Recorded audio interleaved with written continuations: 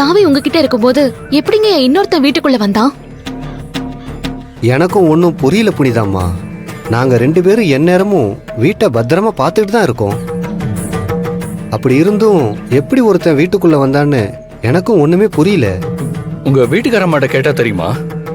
அவளுக்கு தெரிஞ்சா என்கிட்ட சொல்லாம இருக்க மாட்டாளே தம்பி. நான் உங்ககிட்ட ஒண்ணு கேட்கணும். கேளுங்க தம்பி. புனிதாவோட அம்மாக்கு சம்பந்தப்பட்ட யாரோ தான் இதெல்லாம் செஞ்சிருக்காங்களோன்னு தோணுது. மரகத அம்மாவா இல்ல மீனாம்பிகை அம்மா சொந்தமா? மீனாம்பிகா அம்மாவுக்கு சம்மந்தப்பட்டவங்க கொஞ்சம் யோசிச்சு பார்த்து சொல்லுங்களேன். அம்மா என்னை விட்டுட்டு போகும்போது நான் சின்ன பொண்ணு, எனக்கு எதுவுமே ஞாபகத்துல இல்ல. உங்களுக்கு ஏதாவது ஞாபகத்துல இருக்கான்னு சொல்லுங்களேன். நம்பி ஐயா கிட்ட கேட்டா விவரம் தெரியுமே. ஐயா, நீங்க ஒன்றும் பதறாதீங்க. மாமா யாரோ கடத்திட்டாங்க. அது சம்பந்தமா தான் உங்ககிட்ட கேட்க வந்தோம். என்னது, நம்பி ஐயாவை கடத்திட்டாங்களா? என்னங்க திடீர்னு இப்படி ஒரு குண்டு தூக்கி போடுறீங்க? ஐயாவை யார் எதுக்காக கடத்தினாங்க? கலிகாலங்கிறது இதுதான் போல இருக்கு. எத்தனை நாள் ஆச்சு? போலீஸ் கிட்ட சொன்னீங்களா? இப்பெல்லாம் கொலை பண்றதுக்கு யாருமே அஞ்சறது இல்ல. கடத்தினவன் பணம் கேட்டா கொடுத்து கூட ஐயாவை எப்படியாவது மீட்டுருங்க. ஐயா, விஷயம் வெளியே யாருக்குமே தெரியாது. போலீஸ்ல சொல்லிருக்கோம். அவங்களும் ஒரு பக்கம் விசாரணை நடத்திட்டு தான் இருக்காங்க. ஆனா இப்ப நாங்க வந்தது கூட அப்பா விஷயமா தான். அதுக்கு எங்களுக்கு உங்களோட உதவி தேவைப்படுது. நீங்க கொஞ்சம் யோசிச்சு பாருங்க. அம்மாவோட சொந்தக்காரங்க யாராவது இருக்காங்களா? அவங்க தூரத்து சொந்தமா இருந்தா கூட நீங்க எனக்கு சொல்லுங்க. நம்பி ஐயாவை இப்படி பண்றதுக்கு யாருக்குங்க மனசு வரும்? இருங்க, நான் யோசிக்கிறேன்.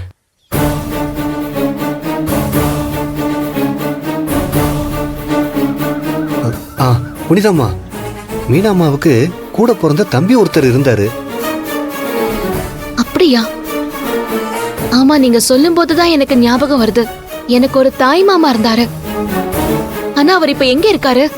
அவரோட குடும்பத்தை பத்தி ஏதாவது தகவல் தெரியுமா உங்களுக்கு? அம்மா, அவர் பேரு மகாலிங்கன்னு மட்டும் தெரியும். வெளியூர்ல எங்கேயோ இருந்தாரு. அப்பப்போ ஊருக்கு வருவாரு. மீனாம்மா மேல ரொம்ப பாசமா இருப்பாரு.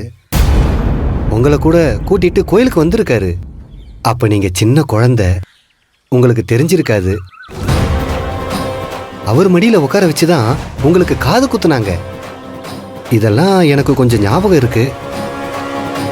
மீனாம்பிகை அம்மா இறந்த பிறகு என்ன ஆனார்னு எதுவுமே தெரியலம்மா. மரகத அம்மாவுக்கும் நம்பி ஐயாவுக்கும் கல்யாணம் ஆனது மகாலிங்கத்துக்கு பிடிக்கல. அதான் ஊரை விட்டே போயிட்டாருன்னு நினைக்கிறேன். எனக்கு வேற எதுவும் சரியா ஞாபகம் இல்லம்மா. மகாலிங்கம்மா, உங்களுக்கு இந்த பேர் எதுவும் ஞாபகம் இருக்கா? பூசாரி ஐயா சொல்லுதான் எனக்கு மகாலிங்க மாமாவை பத்தி ஞாபகமே வருது கபிலன். அப்போ நான் ரொம்ப சின்ன பொண்ணுல, அதான் எனக்கு எல்லாமே மறந்து போச்சு. மாமாவோட முகம் கூட எனக்கு ஞாபகத்துல இல்ல. புனிதா, கேக்குறேன்னு தப்பா எடுத்துக்காதீங்க. உங்களோட இந்த வீட்டை பத்தி தெரிஞ்சவங்கள மகாலிங்க மாமாவும் ஒருத்தர்.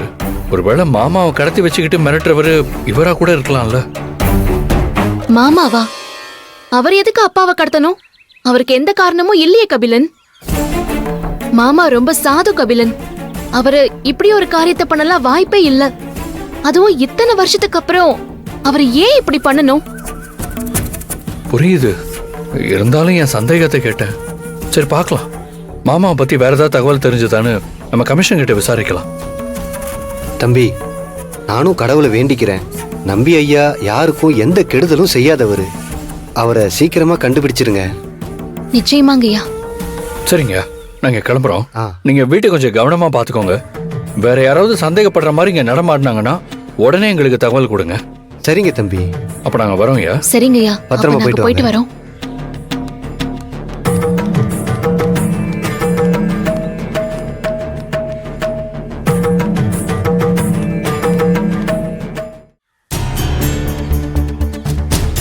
புனிதா, இன்னும் என்ன யோசிக்கிறீங்க? கபிலன், இங்க இருந்து ஒருத்தன் எனக்கு வீடியோ கால் பண்ணிருக்கானா, அவன் நிச்சயமா அம்மாவுக்கு தெரிஞ்சவனா தான் இருப்பான்னு யோசிச்சுதான் நான் இங்க வந்தேன். ஆனா நம்மளுக்கு தகவல் எதுவுமே கிடைக்கலையே. மாமாவோட ஞாபகம் வந்ததே இல்ல எனக்கு. இப்போ பூசாரி ஐயா சொல்லும் போதுதான் எனக்கு ஞாபகமே வருது. கபிலன், ஒருவேளை மாமா இருக்கிற இடம் தெரிஞ்சா அவரை வச்சு அப்பாவை யார் கடத்திருப்பாங்கன்னு தெரிஞ்சுக்க வாய்ப்பு இருக்குமா? என்னால அதை கெஸ் பண்ண முடியல புனிதா. ஒருவேளை உங்க மாமாவுக்கும் கடத்தினவங்களுக்கும் ஏதாவது தொடர்பு இருக்குமா?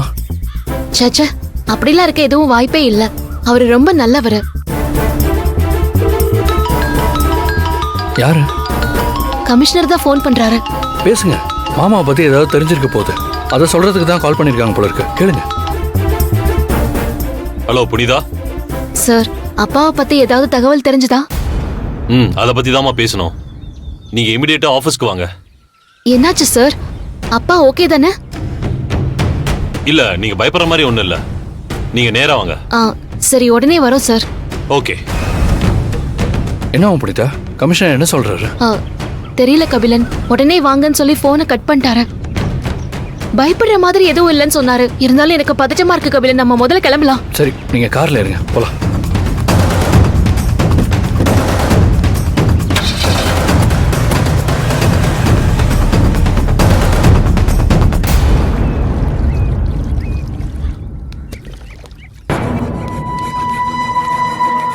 யாழ்னி, இங்கதான் இருக்கியா? உனக்கு மெசேஜ் அனுப்பியிருந்தனே, நீ பாக்கலையா? ஐயோ, போன் ரூம்ல இருக்க முதா, நான் பார்க்கல. சரி, என் கூட வா. எங்க கூப்பிடுற? சொல்றேன், வா. நைட்டு தான் ஏதோ பிளான் பண்ண போறேன்னு பேசுன, அதுக்குள்ள அடுத்த பிளான ரெடி பண்ணிட்டு போல இருக்கு. ஏய், சத்தமா பேசாத. நீ வா. எங்க? வா, சொல்றேன்.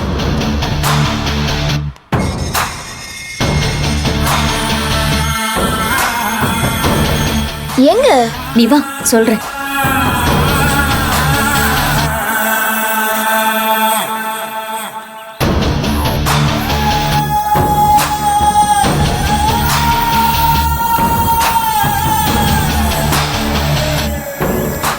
யாருக்காக இங்க வெயிட் பண்றோம்? வெயிட் பண்ணு, சொல்றேன்.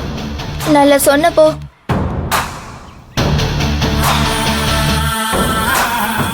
அம்மா, நீங்க தானே போன் பண்ணி வர சொன்னது? ஆமா, நான் தான் வர சொன்னேன். நான் சொன்ன விஷயத்தை விசாரிச்சிங்களா? அதான் நேத்தைக்கே சொன்னேனம்மா. இப்பெல்லாம் ஃப்ளைட்லேயே பார்சல் பண்ணி அனுப்புறோம்மா, வீட்டுக்கு அனுப்ப மாட்டோமாம்மா. அப்படின்னா பிரச்சனை எதுவும் இல்லைல்ல, அனுப்பிடுவீங்கல்ல? நான் கேட்டதை கொடுத்துட்டீங்கன்னா நான் அதை அனுப்பிச்சிருவோம்மா. கூடுதலாக ஒரு 10,000 கொடுத்தீங்கன்னா கொஞ்சம் நல்லா இருக்கும். பார்த்து பண்ணுங்கம்மா. பைசா எதுக்கு அதிகமா கேக்குறீங்க? திடீர்னு இப்படி பண்றீங்க? அம்மா, இதை யாருக்கும் செய்யறது இல்லைம்மா. இதை அனுப்புனது மட்டும் தெரிஞ்சதுன்னா பெரிய பிரச்சனை ஆயிடும்மா. நீங்க தேடி வந்து பேசுனதுனால தான் நான் இதை ஒத்துக்கினேன். நீங்க பார்த்து கொடுங்கம்மா.